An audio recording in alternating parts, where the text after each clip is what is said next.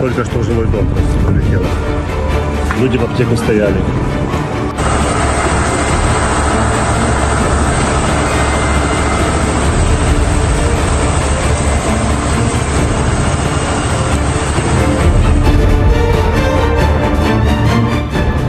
Kharkiv, the 3rd of March, the 7 days of Russian war. We have numerous losses among civilians.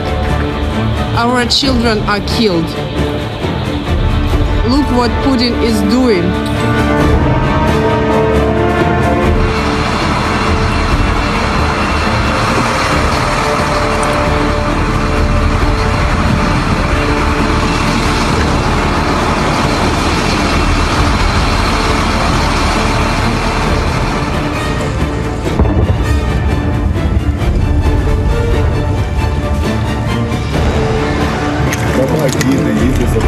Їде, ребята.